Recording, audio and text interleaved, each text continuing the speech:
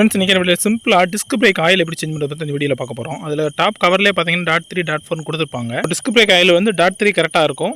High speed வெஹிக்கிளுக்கு வந்து .4 use பண்ணிக்கலாம். So .3 போதும். அதுபோக வந்து நம்ம இப்போ வேஸ்ட் ஆயிலை கலெக்ட் பண்ணுறதுக்கு இந்த மாதிரி ஒரு டியூபும் ஒரு வேஸ்ட் கேன் எடுத்து வச்சுக்கோங்க. ஃபஸ்ட்டு வந்து ரிமூவ் பண்ணுறதுக்கு இந்த மாதிரி டியூப்பில் இந்த மாதிரி 12 நம்பர் ரிங்ஸ் பண்ணுறது இந்த மாதிரி கனெக்ட் பண்ணி லூஸ் பண்ணி விட்டிங்கனாலே ஆட்டோமேட்டிக்காக கொஞ்சம் கொஞ்சமாக ஆயில் வர ஆரம்பிச்சிடும். ஃபுல்லாக வர்றதுக்கு என்ன செய்யணும்னா இந்த மாதிரி கீழே வச்சு பிடிச்சிட்டு மேலே கூடி பிரேக்கை கொஞ்சம் கொஞ்சமாக அந்த லிவரை அழுத்தும் போது அந்த கண்டெய்னரில் இருக்க ஃபுல் ஆயிலுமே ஆட்டோமேட்டிக்காகவே நமக்கு ட்ரெயின் ஆயிரும்.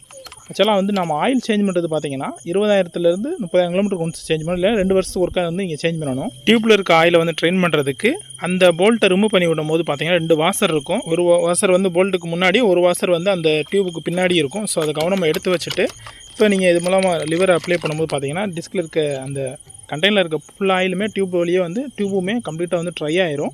அதில் வந்து கண்டெய்னரை வந்து வேஸ்ட் கிளாத்தை வச்சு நீங்கள் க்ளீன் பண்ணாலே போதும். இதை வந்து க்ளீன் பண்ணுறதுக்கு எதுவும் க்ளீனர் எதுவும் யூஸ் பண்ண அவசியம் இல்லை. கம்ப்ளீட்டாக தொடச்சி எடுத்தாலே போதும். டிஸ்க் பிரேக்கில் வந்து கரெக்டாக வந்து மேக்ஸிமம் லெவல் இருக்க மாதிரி மெயின்டைன் பண்ணிக்கோங்க. அப்போ தான் வந்து பிரேக் வந்து கரெக்டாக நமக்கு வந்து பிடிக்கும். ஸோ ஃபைனலாக வந்து ட்ரெயின் பண்ணதுக்கு பிறகு அந்த நம்ம எப்படி ரிமூவ் பண்ணணுமோ அந்த போல்ட்டை வந்து வாசரை டியூபுக்கு ஒரு இந்த பக்கம் ஒன்று, டியூபுக்கு இந்த பக்கம் ஒன்று வச்சுட்டு கையை வச்சு நல்லா வந்து ஃபஸ்ட்டு வந்து நார்மல் டைட்டை ஏற்றிக்கோங்க.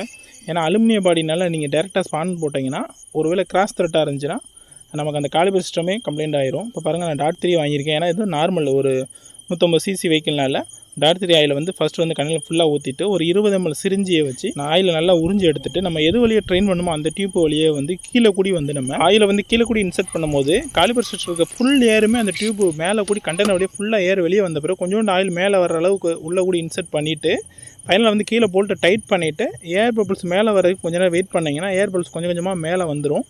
மேலே வந்த பிறகு அந்த டியூப் இன்னும் கொஞ்சம் இழுத்திங்கன்னா ஃபுல் ஏருமே மேலே வந்துடும். அந்த பிறகு நீங்கள் அந்த டியூப்பை ரிலீஸ் பண்ணிங்கன்னா அந்த மிச்சம் இருக்க ஆயில் வந்து, அதாவது இந்த டியூப்பில் இருக்க ஆயில் வந்து அந்த கேன்லேயே கம்ப்ளீட்டாக வந்து நம்ம கலெக்ட் பண்ணி எடுத்துக்கலாம். அதுக்கப்புறம் வந்து ஃபைனலாக வந்து டாப் அப் பண்ணும்போது அதுலேயே பார்த்தீங்கன்னா அந்த கிளாஸில் வந்து மென்ஷன் பண்ணியிருப்பாங்க ஆஃப்லேயே வந்து மேக்ஸிமம்னு.